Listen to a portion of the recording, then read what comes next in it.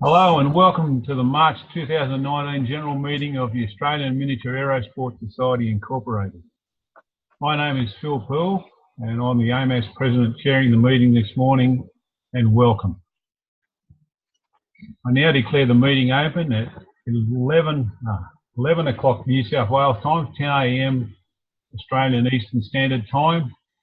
The meeting is being hosted from 44 Victory Parade, Cascot. Visitors' numbers are noted as per the YouTube page. Apologies. Have we got any apologies, Michael? Yeah, we do, Phil. We got apologies from Mr. Peter Coles. They've been noted. Thank you.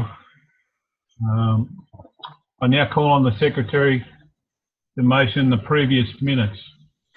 So I'd like to move the motion that the previous minutes be accepted as watched as per the Society YouTube channel, please.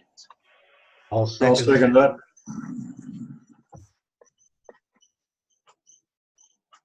Thank you. I declare the motion carried.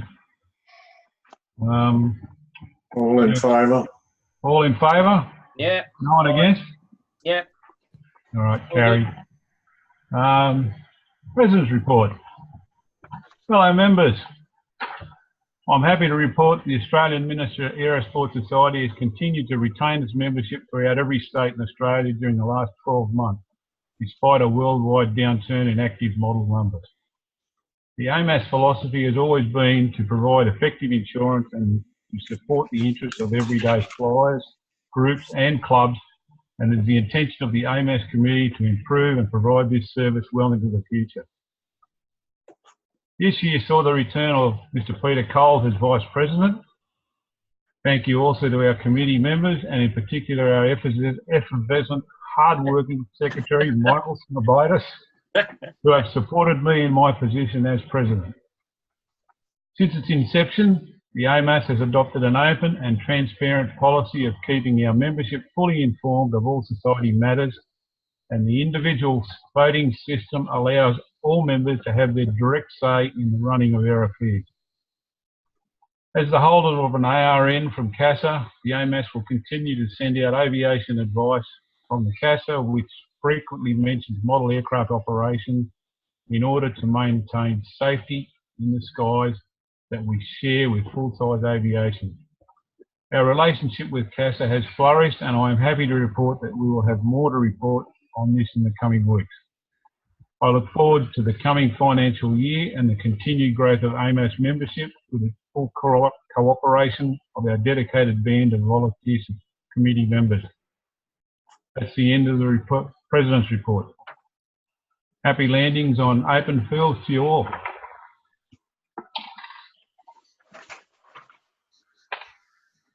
I now call on Mr. Snobitis for the Secretary's report. Fellow members, the Office of the Society Secretary is open 7 days a week, and generally I'm in a position to take calls at any time of day, and is the case.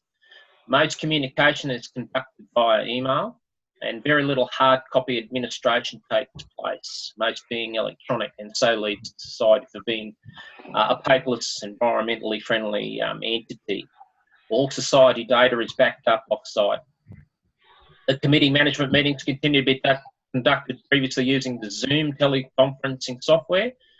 The software has been found extremely practical and productive, easy to use form of media. The Society has attended several regulatory requirements that impact on the safe use of remotely piloted aircraft systems and unmanned aerial systems events and associated system inquiries, including involvement with safety, sector safety risk profile group and the registration accreditation task working group. Much communication has taken place regarding registration of recreational RPAS and AMAS members, leading to the CASA RPAS policy and regulation branch manager, Mr. Andrew Ward, contacting the Society and discussing avenue for member exemption from registration accreditation. The branch manager will be providing email correspondence subsequently regarding the matter, which will be circulated to the membership. In conclusion, I thank the committee and the Society's consultants for their valued assistance and guidance. I also thank those members whom I speak with from day to day and make it a pleasure to serve as the Secretary to the AMAS Incorporated. And that is my report. Thank you. Thank you, Michael. I will now call on Mr. Snobitis for inwards and outwards correspondence, please. So email lists comprising the correspondence is available from the Secretary, developed to all members, and I move that those lists be available to those members, please. I'll second that. All those in favour? Aye. I declare that carried. I will now call on Mr. Taylor for a Treasurer's report. Good morning, all. Our income, February income for the month, income for the month of February, a total $579. Our expenses for the month were $1,117, which gave us, in this instance, a deficit of $538. Our total money at the bank now stands at $89,993.27. Anybody who wishes to receive the full report is quite entitled to let me know, and you'll get a full report will be sent to you. And I'll move that that report be accepted. I'll second that. All those in favour? Aye. Aye. Declare the motion carried. I will now call on Mr. Taylor for a Registrar's report. Registrar's report, registrations up to date, total 2,792. And I'll move a motion that those figures be accepted. I'll second that. Seconded by Lex. All those in favour? Aye. I declare that carried. Business arising. I'll now call on the Secretary to give out the results as per the agenda items received and noted on by the membership. So, notice of motion number 1. I, John D. Taylor, being a financial member of the AMAS Incorporated, move the following motion. That the financial year of the AMAS Incorporated to be changed as follows. The financial year will commence on the 1st of June each year and cease on the 31st of May in the following year. Reason, this will allow treasurers to better formulate the budget prior to the annual general meeting. That is signed Mr. John Taylor. And the membership votes in the affirmative with 1 negative received. Notice of motion 2. I, John D. Taylor, being a financial member of the AMAS Incorporated, wish to move a motion that the honorarium paid to our Secretary be increased from $3,000 to $5,000 from the 2019-2020 financial year.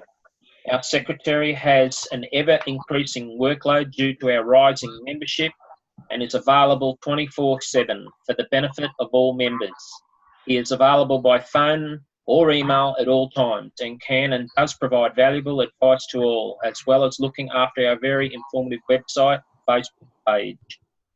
Secretary's position also involves attendance to seminars and consultation with CASA and other local, state and federal bodies.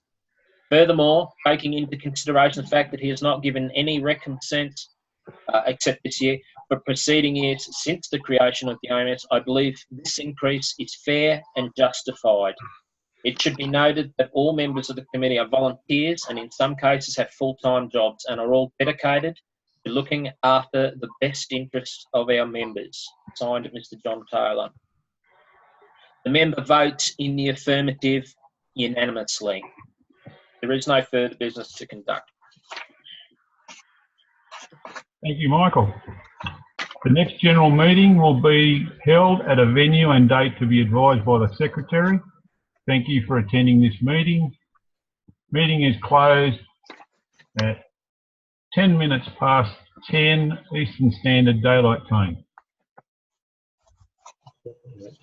And a recording of the meeting will be available in due course later today on the Society YouTube channel. Thank you everybody for attending. Thank you, Michael. Thank you, committee. Lex, John. Thanks, guys. And we've got a visitor, Mr. Peter Hancock. Hi guys. Okay. All righty. All right, guys. Thank you very much. Thank you. Have a good weekend.